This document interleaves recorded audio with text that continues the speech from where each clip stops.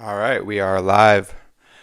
Welcome in, everyone, ladies and gentlemen. Another episode of the Gentleman's Code. Almost the end of January already. Can you believe how quick the year is flying by? Before you know it, it'll be 2026.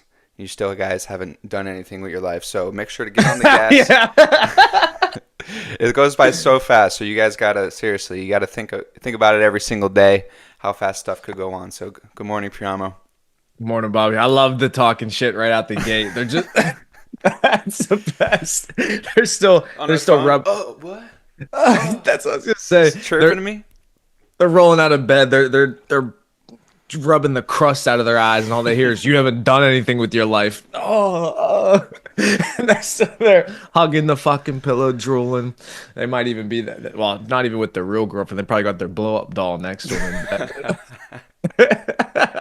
They're getting you're not even doing anything with your life. Look, they're gonna watch this. Watch, they're gonna watch this because the gentleman's code is always the one live stream we do all week where somehow we get all the traffic on this video later in the day, 11 noon. I wonder why 11 noon is. Probably because that's when they're waking up. You guys gotta start getting up early for these live streams. This is the shit right here. I'm already on my fourth shot of espresso. Yeah. I'm sweating, man. I got a sweater on and I'm got Yeah. coffee leaking out of me. Yeah, Bobby's out here doing fucking marathons in the morning in Tampa. He's coming back. He's still doing the gentleman's code at 8 a.m. Like, what are you guys doing? Come on. So, but yeah, anyways, talking, what was I gonna say? Yeah, what's going on, Bobby? Yeah, I just love that talking shit right out the gate. Yeah, Classic. nothing much. Just working. We got a lot of stuff behind the scenes for the gentleman going on, so we're working hard. So if you guys haven't joined the community yet, make sure to get in there now. The Taylor's Code on the school platform. Get in locked in at that price because the price is going to go up at 400 members, and the price is probably going to go up once we release our newest, latest, and greatest product, which is still uh, classified top secret. So we got a lot of stuff in store that we're going to be putting out. So make sure to get in the Taylor's Code now while you can. Get into the community, get into the private crypto plays where the guys are making crypto plays, making money off that. Just conversating, having a sense of community is super big when you're trying to build something. It's impossible to do by yourself. We talk about this all the time. And that's one of the topics that I kind of wanted to lean into. Not only doing it by yourself is super hard, but doing it in general is super hard. So something that I was writing down last night when in preparation for this call is a lot of people, and we talk about this all the time.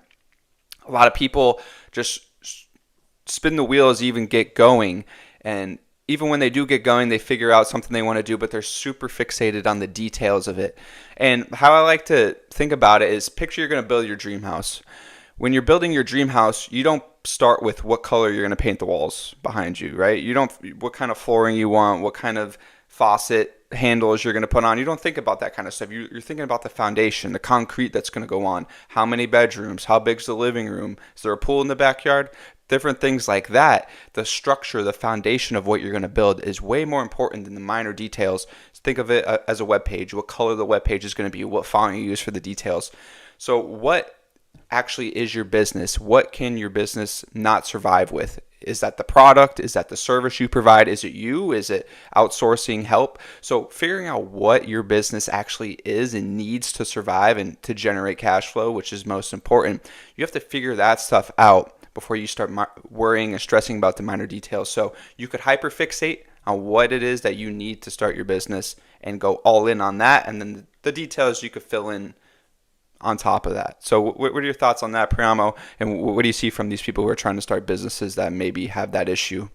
Yeah, I agree 1,000% because it's the issue between, you know, action and motion. People want to operate in motion. They think that by preparing for something till the end of time is them actually doing something when in reality you're just preparing. So it's the same. I'll give you another analogy that I like is somebody who is preparing for an exam, right? People say, "Oh, I'm a bad test taker," but they can sit there and study for, 10, 15 hours a day for 2 weeks straight, but which is okay. Okay, fine. You're preparing for the exam. I get it. But the doing the thing is actually doing the thing, which is taking the exam. You could prepare for this exam, study for 10, 15 hours a day for 2 months. If you never take the exam, you never did it. So it doesn't mean anything. Like you actually have to actually do the thing. Even if you fail, better that you did it and failed and get feedback and learn from it and then try it again, as opposed to just never trying it in the first place. It's action over motion. A great analogy of this is I may have talked about it with you before, but it's another analogy of a classroom where it's a photography class, and this professor breaks up the class into two groups. And the point he's trying to make is similar to what you're making. Group A, basically, they're going to get graded on the qual. So Group A is going to get graded on the quality of one photograph. So they have the entire semester to prepare to take one photograph, and then they're going to get graded on the quality of that one picture. Group B is going to be graded on the quantity of photos that they take. So throughout the entire semester, they're going to get graded based off of how many pictures they can take. The more pictures they take, the better the grade they get. So semester ends, both the groups turn in their photographs. Group A turns in their one photograph. Group B turns in their 1,000 photographs. So between the two groups, which group do you think had the best photograph at the end of the semester? The one photograph. No. No. No. Oh, I see what you're saying. Yep. The group with 1,000 photographs ended up having the best picture at the end of the semester Mm-hmm. because they actually got to practice and act and did actions, took pictures, fixed the lighting, fixed the setting. Yep. They were able to experiment. They had the best pictures. The group A, who only had one chance to take the photo, all they did was prepare all semester just to be able to take one snap. Okay.